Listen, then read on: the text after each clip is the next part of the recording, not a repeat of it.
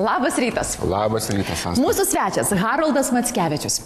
Gal, kad užuominom kalbėčiau, jeigu yra tokių tamsuolių, kurie tavęs nežino Lietuvoje, tai tu esi tikrai ne vieno žinomo žmogaus, ypač politikos siaubas. Teisingai spėju? Gal ir draugas kartais, kodėl? Kartais, gal ir draugas, o man tai tikrai 100 metų pažįstamas draugas, kurio garbė užsidėjau šitą pelėdą. Oi, kokia pelėda. Tikrai labai rinkau. Laida turi būti linksma, nes svečiuose Haroldas, kuris daugeliu žiūrovų labiau pažįstamas iš kūrinių, iš darbų. 19 sezoną, ar ne? Televizijos laida, kurioje būtent tu sukuri labai daug. Kaip kūrėme mes trise. Trise, bet tikrai tavo indėlis neturėtų čia būti nukuklintas ar numenkintas. Visi kūrėm kartu. Ir tu esi prodiuseris, taip? Tos laidos. Kažkuria prasme. Va. Šiaip tai mes trise ir prodiusuojam. Trise, taip? Vytautas Šerėnas, Gintaras Turplėnas ir aš. Ir ta pati trijulė jau labai daug metų. Kažkada dar buvo Arūnas Valinskas. Buvo. O būtumėt išlaikę kompanijoje, būtumėt kaip šiltai gyvenę kiek metų. Valdžioj. Žinai, kaip yra, 4 metus jis buvo grįžęs į laidą kaip personažas.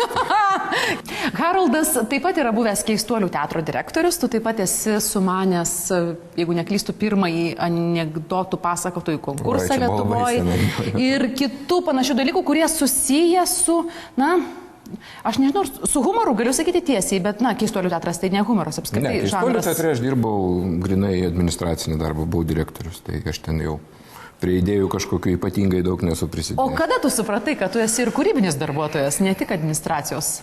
Tai kad visą laiką nuo studijų metų aš užsiminėjau tą kūrybą daugiau negu administracija, bet pas Keistuolius kūrybininkų buvo tiek, kad jau ten man tikrai nebuvo ką kurti. Mes kalbam konkrečiai apie dviračio šou, tavo laidą, ties kuria tu... Tai vienintelis tavo darbas dabar? Šiuo metu taip. Tai norint ten kažką sukurti, tai yra visai kitoks žanras. Tai nesusijęs su teatru arba su mūsų laida, kur kūryba yra kūryba. Tu turi, aš taip įsivaizduoju, išmanyti aktualijas, įsigilinti. Jas reikia sekti, jas domėtis reikia. O politinė įžvalga reikalinga? Gi gali prisidirbti? Matyt, esame ir prisidirbę prie tiek metų. Ką labiausiai? Kažko nepataikė, bet kartais ir atspėjom. Visai ir buvo. Tu domiesi politiką? Kaip tau pasakyti, politika man asmeniškai nėra labai įdomu, bet mano darbas verčia domėtis, taip kad aš daug valandų per kiekvieną dieną praleidžiu skaitydamas laikraščius, dabar jau dažniau vartydamas interneto įvairius portalus, kad jausti įvykių pulsą.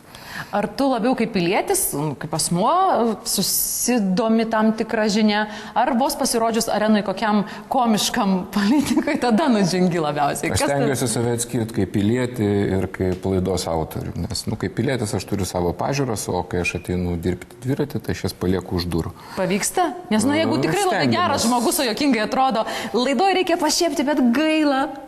Kaip čia pasakyti, Sokratas man draugas, bet teisybė brangesnė, tai visą laiką stengiamės rasti tas juokingas pusės gyvenimo. O kūrybiniai grupiai susikivirčiat, politika toks dalykas, dėl kurios visi iškart pykstasi vos pradėję kalbėti. Mes pykstamės ne dėl politikos, mes jeigu ir ginčiamės... Dėl pinigų? Ne, ir dėl pinigų, ne. Mes jeigu ginčiamės, gerai buvo, blogai buvo, tą daryti, aną daryti, va čia vis kūrybiniai plotmėj ginčių vyksta labai daug, o politinės mūsų pažiūros daug maž vienodos plius minus. Tai už ką balsavai? Negaliu sakyti, balsavimas slaptas. Slaptas. Mes dabar pradėkim gaminti ir jeigu tu nieko prieš, aš dar su tavim tikrai paplėpėsiu ir tave panervinsiu, kol tu dirbi. Puiku. O darbo bus daug?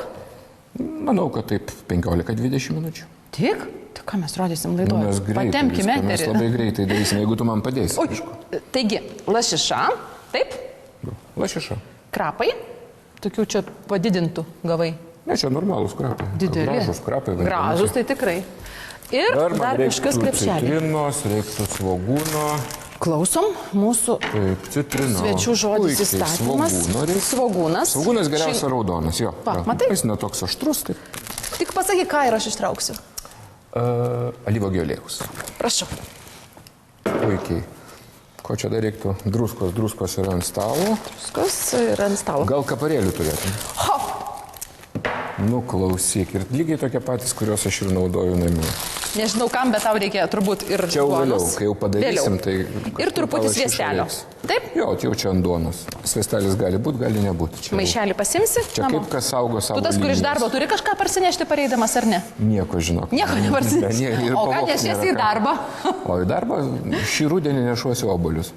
O, daug uždėrėjo. Jo, nes daug uždėrėjo, tai su kolegom taip po truputį suvalgom, taip po 3 obuolius per dieną. Tu turi sodą prie namų, ar čia mes apie tą sodybą, apie kurią esi skaičius? Apie sodybą. Jo. Tai gerai, pakalbėsim ir apie ją. Prašau, pradėkim. Esi darbe bjaurus žmogus? Žinau, ne, kad gal ne. Tai kad iš vis manoma, bent kiek aš esu sutikusi, tai humoristai arba tie žmonės, kurie dirba su humoro žanru, tai gyvenime dažnai zanūdos, bambekliai, susiraukia, retai šypsosi. Nu, matyti ir aš toks. Bet, čia pas mus šiandien sekmadienio rytas, visi geros nuotaikos, ar ne, tai negi čia pusim. Tai va, esmė yra tokia, reiškia, lašišą reikia supjaustyti ir po to sukapoti ir pažiūrim, bet dar vieną. Taigi, kai tu pradėjai su dviračiais? Tai buvo televizijos laida, jau buvo pakankamai žinoma, rodė LNK eterį, tada mes buvom nukeliavę į Baltijos televiziją, tokia, jeigu atsimeni, buvo. Žinau, tokia televizija gerai. Dar tas kanalas? Man regis yra. Yra. Ką jie rodo, neįsivaizduoju. Tai va, tai po to buvom Baltijos televizijai, po to grįžom į LNK ir sėkmingai tenai. Sėkmingai? Kas lemia projekto sėkmę? Kaip tu tai vertini? Aš manau, kad atsinaujinimas pastovus. Nes, kai sako, žinai, dviratis 19 metų eterį. Jeigu pažiūrėtum tą dviratį, va dar kaulą radau. Tai? Jeigu pažiūrėtum tą dviratį, kuris buvo prieš 19 metų ir dabar, tai yra, kaip 2 ar net 3 ar gal ir 4 skirtingos laidos. Nes nekeičiasi kiekvienais metais. Po truputį. Kiekvieni rinkimai keičia dviratį, nes keičiasi personažai, keičiasi kažkuria prasme jų pateikimo būdai, o dabar... Bet tai yra projektas labiausiai orientuotas, fokusuotas į politinį gyvenimą, taip? Ne, nebūtinai. Kodėl? Į paprastas aktualijas, į kasdienį gyvenimą. Kaip pasakyti, kadangi mes einam kiekvieną dieną, tai natūralu, kad didžiausią naujienų srautą generuoja įvairūs politikų darbai, tiek geri, tiek blogi. Kelintą valandą tu pradedi dieną jau būtent darbinių klausimų. 8 valandą mes jau visi 3 būnam darbe ir pradedam rašyti. Tai va, mes dabar susipjaustam. Palauk, jau rašyti, tai reiškia, kad jūs jau prieš tai važiuojate, jau su idėjom, jau žinot, ką dabar aš tai lašišą darau. Tai man dabar yra svarbiau ją sukapoti. Retai taip ant manęs reikia svečiai, bet prašom. Aš dar balso net nepakėliu. Sukapokite. Tai va, čia turim tą pirminį pusgaminį. O ką mes gaminam? Mes gaminam lašišą, aš nežinau kaip ją pavadinti. Lašišą su kaparėliais, galima vadinti lašišą totoriškai, galima vadinti lašišos, aš nežinau, čia man tas daiktas biškai truputį per lengvas.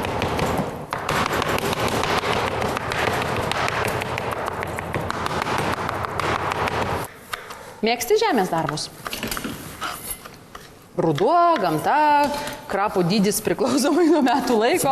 Tau tai temos, kuriuom gali kalbėti. Daržininkauti tai aš nemėgstu. Ne, man sodininkauti patinka. Aš pasilenkęs kažkaip, žinai, ten.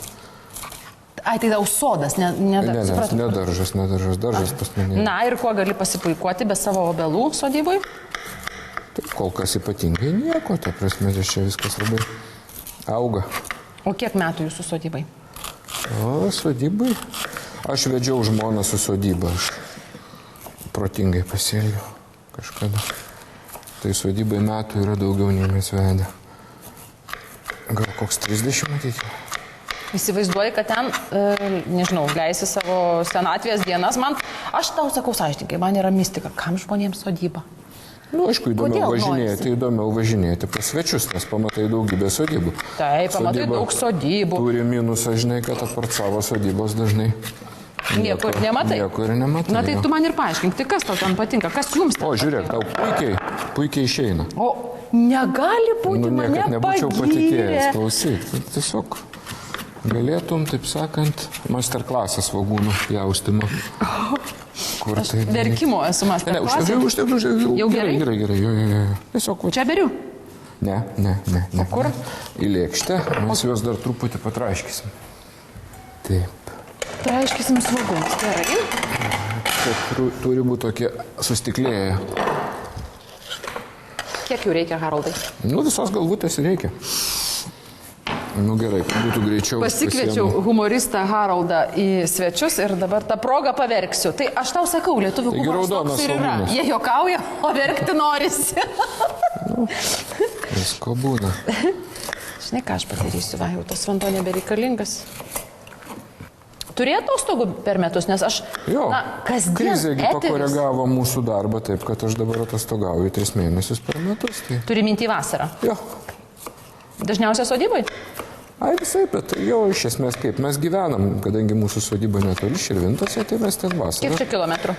50. Tai čia netoli, ar ne? Netoli, jo, šį darbą važinėjau būna, jeigu pavasarį. Prasme, gyvenu tenai, ne Vilniui. Galvoju, gal kada nors iš vis ten persikraustys, o gal ir ne. Taip. Tai va, aš kaip tik apie tą ir norėjau, ar taip ir įsivaizduoji savo gyvenimą, kad jau kažkada iš vis į sodybą, į miškus ir laukus?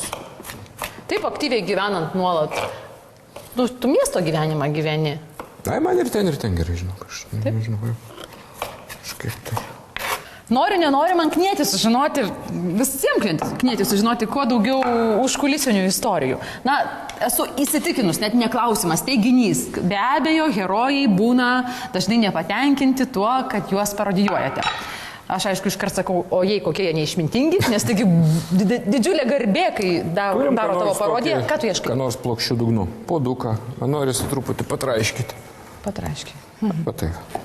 Jie tokie turi būti sustiklėję, žinai, kaip svoguniukas, taip su rūgštim toks pasidaro. Būna, kad skambina, reikalauja. Nebe. Ko reiškia nebe? Ne, per daugybę metų yra buvę. Yra buvę, kad skambino, kad piktinosi, bet kažkaip šiais laikais, aš suprantu, kad visi politikai jau supranta, kad, kad nieko čia galbūt, nežinau, kažkaip atsiradęs yra toks santykis, kad jau nebeskambinėja. Taip, nebeprašo manęs. Jo, kažkokie gerbėjai būdavo, rašydavo laiškus, kolektyvinius, dar kažką, bet dabar taip. Ne, matai, kad Lietuva ta keičiasi ir visi supranta, kad, O kaip jinai keičiasi, Haroldai, tavo nuomonė, iš tikrųjų? Politinė satyra yra politiko darbo dalis. Ir protingi politikai, aš manau, kad jie, negali galbūt sakyti džiaugiasi, gal čia būtų, bet širdies gilumoje supranta, kad kažkuria prasme jiem naudinga. Gal jie žiūrėdami laidą ir save kažkiek ironiškai pažiūri, žinai. Gal tai padeda, nežinau. Įsivaizduoji save politiku? Ne, ačiū. Nenorėtum? Nenorėčiau. Kodėl? Ai. Na tikrai ne dėl satyros, bet ta prasme rimtai klausiu, kodėl? Man tai yra neįdomus darbas, iš tikrųjų.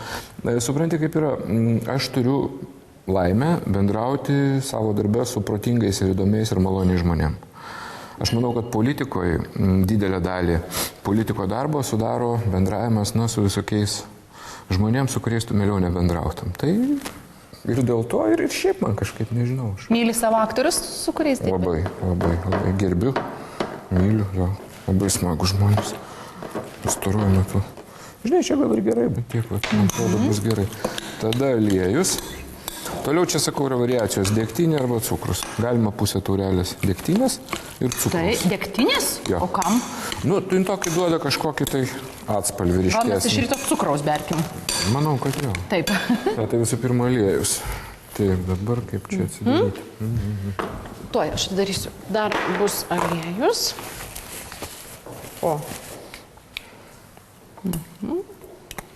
Naujutėlaitis mūsų aliejus. Kuriais metais tavo darbo su to pačiu projektu buvo baisiausia krizė? Kada tu galvoji viskas, baigiam? Su tą pabaigą galiu papasakoti tokį dalyką. Žinai, pradėdami daryti dviratį, kažkada mes visą laiką suprantam, kad tai yra baigtinis dalykas. Kažkada jis vis tiek baigsis, ar ne? Ir kai pradėjom daryti dviratį kiekvieną dieną Baltijos televizijoje, visi draugai sakė, ką jūs darot? Viskas, metai, pusmetis, jūs įsisenat. Visi atsikas, ar ne? Jo. Praėjo 2 metai. Sutinku kažkokį pažįstamą, sako, jau man atrodo išsisėmėte, jau viskas. Dar po 2 metų kažkas sako, ne, kiek jūs čia galite temti, jau viskas, taip ir... Bet kiti kalba, o pačiam dušiogi vis tiek kažkada buvo jausmas, buvo abejonė, ar tikrai be noriu, ar tikrai be pavilksiu, ar tikrai man pačiam įdomu. Žinai, kaip ir būna tokių sunkių momentų, nes vis tiek ta laida tokia kaip ir sinusoidė. Kartais geriau, kartais blogiau, kartais geriau, kartais blogiau. Nebūna visą laiką vienodai gera, bet ačiū Dievui vienodai bloga irgi nebūna. Tai būna vis karts nuo karto, kad ir pačiam patinka. Būna kartais? Būna. Pasižiūrė eterį vakarė? Kiekvieną vakarą. Ypatingo turi būti kažkas tokio, koks nors, kad nepažiūrėčiau. O šiaip pasižiūrė savo?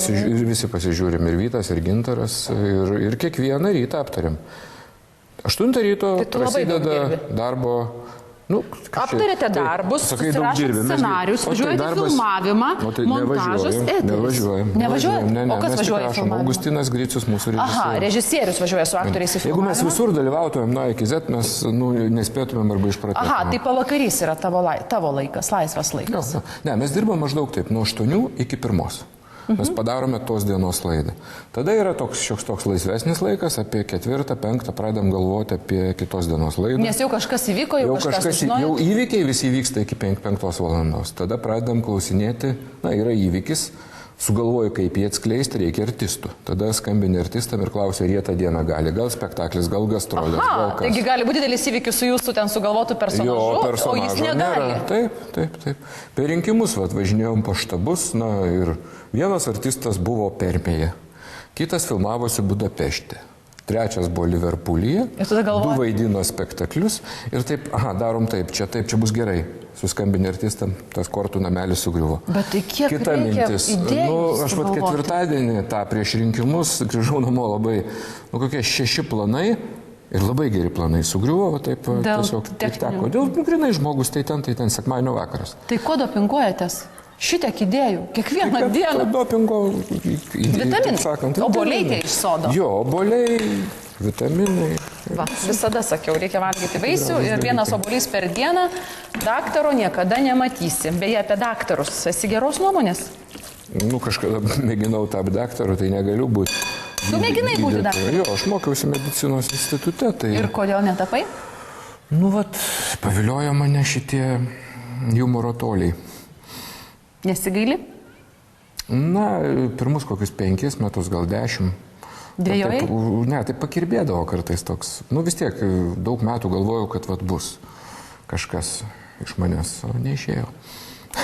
Tau teko pačiam nemenkai su daktarai susidurti, turbūt apie tai nenori kalbėti, kažkodėl taip manau? Nieko, viskas dabar gerai. Dabar ačiū Dievui, viskas gerai, bet tau klausimą turiu tokį. Haroldai, kaip tu manai, vis tik? Pats žmogus turi susidoroti daugiausiai, ar, medikai, artimieji situaciją gali ištraukti, kai yra rimta liga? Čia, žinok, reikia ir artimųjų pagalbos ir, aišku, ir pačiam. Sunku pasakyti, žinai. Baigėsi pas mane tos bėdos ir viskas. Ir tikėkime, kad jos nepasikartoja. Taip pat, labai tikiuosi. Arba labai vėlai. Kai bus metas. Daug metų. Bus metas.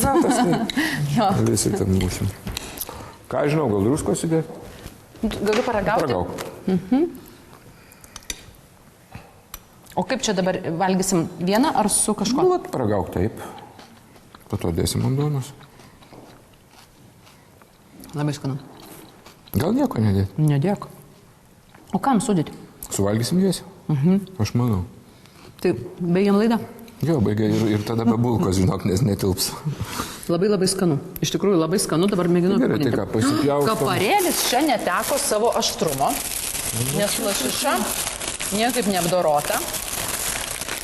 Po pusvalandžio bus truputį kitoks skonis, dar po pusvalandžio dar kitoks. Tai aš grįšiu po pusvalandžio, gerai? Jo, tai čia žinai. Gerai, tai tu papjaustyk duonelę. Jo. Labai skanu. Sviestas čia yra, žinai, koncepcijos klausimas. Bulkytę aš pakepčiau, paskrūdinčiau tostinį. Arba galima orkaitį. Galima orkaitį, jo. Tai gerai, tai jeigu tu nieko prieš, aš tave palieku paskrūdinti duonelę. Jeigu kas kiek norės, užtepsim sviestelio ir aš grįšiu. Ir tada mes skanausim. Puiku. Tuo tarpu tau dėkoju už dalyvavimą. Čia tu dalyvavai laidoje. Čia laida buvo? Taip. Tai mus dar ir filmavo? Filmavom sekmadienį. Aš galvojau, kad čia repeticija. Ne. Aš tau labai dėkoju. Iš tikrųjų esu maloniai nustebinta, kad tu sutikai ateiti. Niekur per daug neteini, niekur daug netvirauji. Nebuvai čia labai atviras ir su manim, bet man didelė garbė, kad iš viso atėjai. Atvirai pasakius, aš labai nemėgstu apie tą darbą šnekėti. Ką apie jį šnekėti? Per 20 metų mane kalbino kokį 40 kartų, ir visur tie patys klausimai, ką galvoja apie lietuvišką humorą, ar nepavargstat, kaip sugebat kiekvieną dieną dirbti, ir neturiu aš atsakymų iš tos klausimus. Kiek įdomių klausimų šį rytą sugalvojom Haroldui. Tai buvo 41 interviu jo gyvenime ir mes to labai didžiuojamės. Ačiū tau. Ačiū jums. Tuoj grįšiu. Lašiša su viskuo, ko reikia, kad būtų skanu. Nulupame šviežios lašišos filė odą, supjaustome plonais griežinėliais, dar labiau smulkiname ir sukapojame. Masė turi būti panaši į maltą faršą. Dedame nusunktus konservuotus kaparėlius, supjaustytus krapus. Ant itin smulkiai supjaustytos svogūno išsunkėme citrinos sultis ir dubenėlio dugnu ar kitų plokščių paviršiumi spaudžiame. Anot Haroldo, traiškome. Taip apdorotą svogūną dedame į paruoštą masę ir užpilame alyvuogių aliejaus. Beriame druskos, šiek tiek cukraus. Viską kruopščiai išmaišome ir paliekame valandai. Patiekėme ant skrudintos duonos riekelių, pagardintų arba nepagardintų sviestu. Jūs neįsivaizduojat, kaip puru švelnu ir gardu, o pagaminti paprasta.